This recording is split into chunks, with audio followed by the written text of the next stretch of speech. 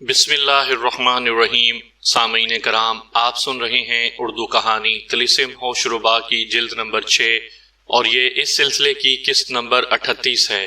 مجھے امید ہے آپ کو میری یہ کاوش پسند آ رہی ہوگی۔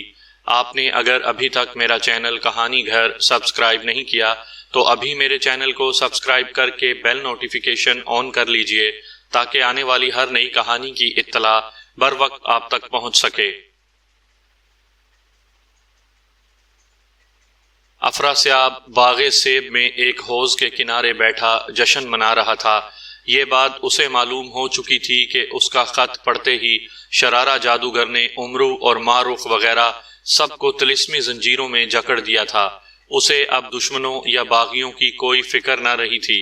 اس نے طے کر لیا تھا کہ کل شرارہ کو حکم دوں گا کہ سارے قیدیوں کو اسی حالت میں طلسم کے خاص شہروں میں پھرا کر رسوا کرے، اور پھر ملکہ حیرت جہاں اور جس طریقے کہے گی انہیں اسی طریقے سے ہلاک کر دیا جائے۔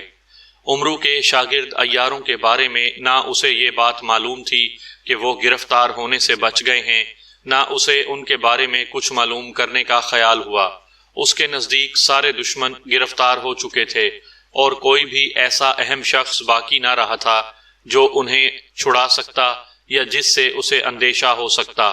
اسی خوشی میں وہ آج پوری بے فکری کے ساتھ ناچ گانے سے لطف اٹھا رہا تھا۔ اس حالت میں ایک بارگی جو ملکہ حیرت اسے جادوئی مور پر سوار آسمان سے اترتی نظر آئی تو اس کا دل اور بھی باغ باغ ہو گیا۔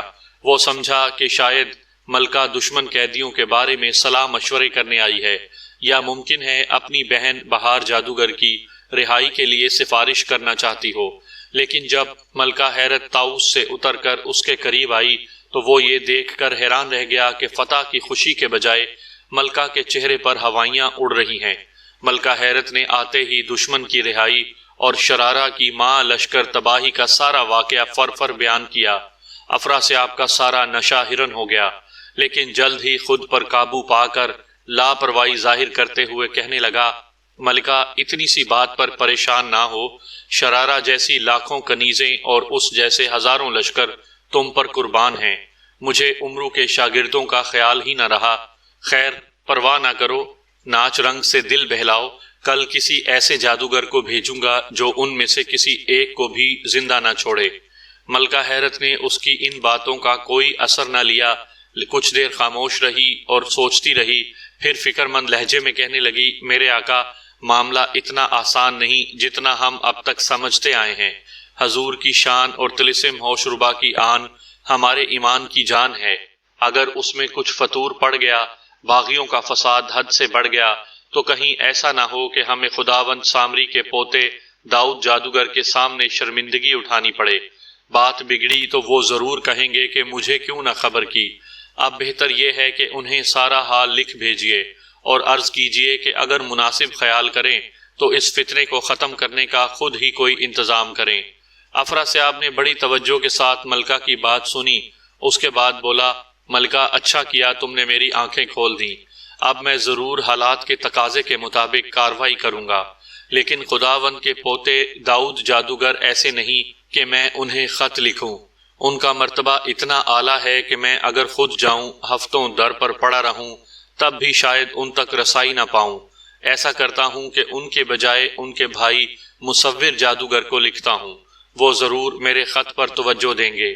ملکہ حیرت نے افراسیاب کی اس تجویز سے اتفاق کیا۔ افراسیاب نے ایک خط اپنے ہاتھ سے مصور جادوگر کے نام لکھا۔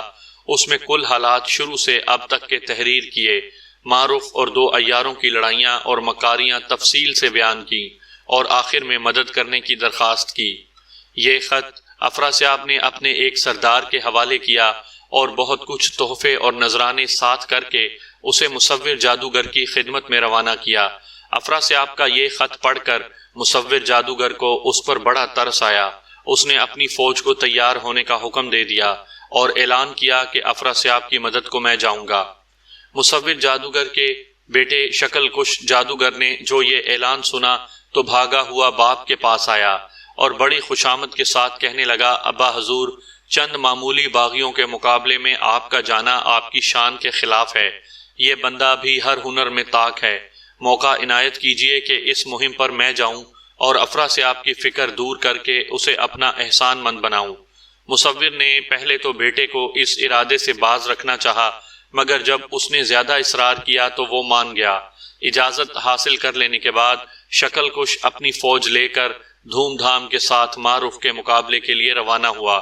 ملکہ حیرت افرا سے آپ سے رخصت ہو کر اپنی چھاؤنی میں پہنچ چکی تھی۔ شکل کش وہاں پہنچا تو ملکہ حیرت نے اس کا زبردست استقبال کیا۔ دور دور تک خبر مشہور ہو گئی کہ خداوند سامری کا پڑپوتا شکل کش جادوگر ملکہ حیرت کی مدد کو آن پہنچا ہے۔ ملکہ معروف کے لشکر میں یہ بات پہنچی تو اس کے سرداروں میں کھلبلی مچ گئی، مگر معروف نے یہ کہہ کر ان کا دل بڑھایا، اگر خود مصور جادوگر مقابلے کے لیے آتا تو پریشان ہونا جائز تھا، اس چھوکرے سے کیا ڈرنا، خاندانی غرور کے علاوہ اس نے سیکھا ہی کیا ہے، تم میں سے کتنے ہی اس سے زیادہ جادو جانتے ہیں۔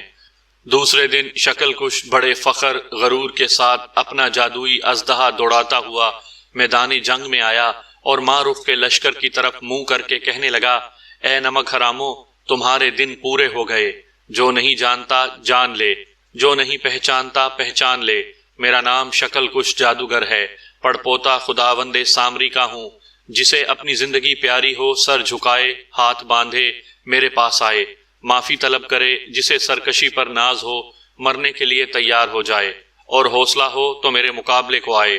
اس کی یہ ڈینگ سن کر معروف کے لشکر میں سناٹا چھا گیا، کسی سردار کو اس کے مقابلے پر جانے کا حوصلہ نہ ہوا۔ یہ رنگ دیکھ کر ملکہ معروف کو غیرت آئی، تخت اڑا کر اس کے سامنے آئی اور کہنے لگی، اے چھوکرے، مجھے تیری جوانی پر رحم آتا ہے، خیریت چاہتا ہے تو اپنے باپ کے پاس واپس چلا جا، یہاں تیرے جیسے کتنے ہی ہمارے مقابلے پر آ کر فنا ہو چکے ہیں اور اپنے پیاروں کو رلا چکے ہیں۔ معروف کی یہ باتیں سن کر شکل کش غصے میں آگ بھبوکا ہو گیا۔ واپس جانے کے بجائے اس نے ایک جادوئی ناریل معروف پر کھینچ مارا۔ ناریل پھٹنے سے پہلے ہی معروف نے منتر پڑھ کر اسے ناکارہ بنا دیا۔ شکل کش کا غصہ اور بھڑک اٹھا، دونوں کے درمیان نارنج ترنج کا وار چلنے لگا۔ جب یہ عام جادوئی ہتھیار شکل کش کے کام نہ آئے تو اس نے جھنجھلا کر جھولی میں ہاتھ ڈالا، معروف کی شکل کی پتلی نکال کر اور خاص منتر پڑھ کر اسے معروف کی طرف اچھالا اور کہا، اے شمامہ، بحکم سامری معروف کو پکڑ لا۔ معروف اس حربے کے لیے پہلے ہی سے تیار تھی۔ پتلی کے قریب آتے ہی اس نے توڑ کا منتر پڑھ کر پتلی کو اٹھا لیا اور اس کا سر نوچ کر پھینکتے ہوئے بولی، اب تو یہ پتلی سے پتلا ہو گیا، ہاتھ پیر بالکل شکل کش جادوگر جیسے ہیں، مگر سر کو کیا ہوا؟ یہ الفاظ اس نے اتنی تاثیر سے کہے کہ آنن فانن پتلے میں سر سے چہرہ پیدا ہو گیا، صورت بالکل شکل کش جیسی ہو گئی۔ اس پر منتر پڑھ کر اسے شکل کش کی طرف اچھالتے ہوئے کہا، اے شمامو، سامری کے حکم سے اس چھوکرے شکل کش کو پکڑ لا۔ شکل کش آخر کو سامری کا پرپوتا تھا، جیسے ہی پتلا اس پر حملہ آور ہوا، منتر پڑھ کر اس نے اسے سن کر دیا اور اٹھا کر جھولی میں رکھ لیا۔ اب معروف کی باری تھی۔ اس نے پے در پہ جادو کے کئی وار شکل کش پر کرنا شروع کر دیے۔ شکل کش کو یقین ہو گیا کہ اپنے باپ سے ورثے میں پائے گئے خاص حربے کے علاوہ کسی اور ترکیب سے معروف کو وہ زیر نہ کر سکے گا۔ معروف کے حملوں کے توڑ کا منتر پڑھتے ہوئے اس نے جھولی میں سے کاغذ اور قلم نکالا اور معروف کی تصویر بنانے لگا۔ یہ رنگ دیکھ کر معروف کا منہ فک ہو گیا، اسے اپنی گرفتاری یا موت سامنے دکھائی دینے لگی۔ معروف کی فوج کے سردار بھی بے چین اور پریشان دکھائی دینے لگے۔ معروف کے سرداروں کی صف میں ناگن بجلی اپنے بیٹے کے ساتھ موجود تھی، یہ منظر دیکھ رہی تھی۔ اس سے برداشت نہ ہو سکا، اس نے اپنے بیٹے سے کہا، راد، یہ تو برا ہوگا اگر شکل کش نے ملکہ معروف کی تصویر مکمل کر لی تو پھر وہ نہ بچ سکے گی۔ غیرت کی وجہ سے وہ بھاگنے سے گریز کر رہی ہے، لیکن ہمیں اس کی مدد کرنی چاہیے۔ رات جادوگر نے کہا، آپ ٹھیک کہتی ہیں امی جان، لیکن سامنے سے ہمارا کوئی بھی آدمی آگے بڑھا تو وہ ہوشیار ہو جائے گا۔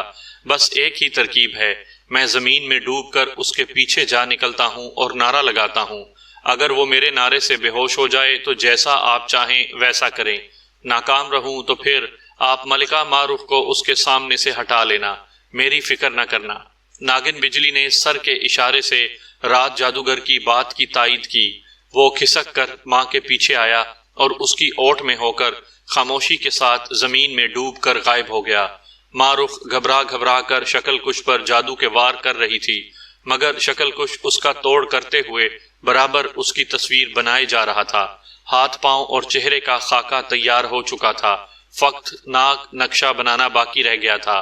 اس مرحلے پر شکل کش نے فاتحانہ مسکراہٹ کے ساتھ ماہ رخ کے چہرے پر ایک بھرپور نگاہ ڈالی اور خاکے کے اندر شاید منہ بنانے کے لیے قلم رکھا، لیکن اسی لمحے راج جادوگر اس کی پشت کی جانب زمین سے اوپر آ چکا تھا، اور قبل اس کے کہ شکل کش ہوشیار ہوتا یا اس کے محافظ اسے بچانے کے لیے پہنچتے، راج جادوگر نے پوری قوت سے چنگاڑ کر نعرہ لگایا۔ اس کے نعرے کی خوفناک آواز سے بہادر سپاہیوں اور عام جادوگر کی کھوپڑیاں پھٹ جایا کرتی تھی۔ شکل کش معمولی جادوگر نہ تھا، پھر بھی اس آواز کی طاقت سے اس کے جسم کا انگ انگ اس بری طرح جھنجھنا اٹھا کہ قلم اور کاغذ اس کے ہاتھوں سے نیچے گر پڑے۔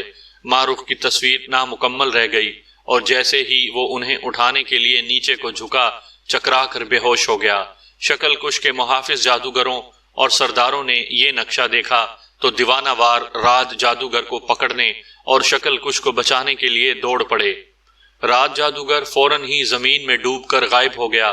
ناگن بجلی اپنی جگہ تیار کھڑی تھی، ادھر شکل کش بے ہوش ہو کر گرا، ادھر وہ زمین پر لوٹ پوٹ کر چمچماتی بل کھاتی بجلی کی لہر بن کر آسمان پر اڑی اور تڑاک سے شکل کش پر گری، اور اس کے جسم کے دو ٹکڑے کرتی ہوئی زمین میں اترتی چلی گئی۔ پلک جھپکتے میں ہر طرف تاریکی چھا گئی، آگ اور پتھر برسنے لگے، رونے کی آوازوں سے میدان گونجنے لگا، آندھی اور طوفان کے جھکڑ چلنے لگے۔ کچھ دیر بعد سناٹا ہو گیا اور آواز آئی، افسوس، نوجوانی میں جان سے گیا، میرا نام شکل کش جادوگر تھا۔ اس آواز کے بعد ہی تاریکی دور ہو گئی، لیکن پھر جو دونوں لشکروں کے درمیان گھمسان کی جنگ ہوئی اور تیر، تلواروں، پتھروں، انگاروں اور شعلوں کی جو برساتیں ہوئیں، ان کی دہشت سے سورج کا چہرہ بھی زرد ہو گیا۔ آخرکار ماہ رخ کو فتح ہوئی، دشمن کی چھاؤنی کو لوٹ کر شادیانے بجاتی وہ اپنی لشکرگاہ میں واپس آئی۔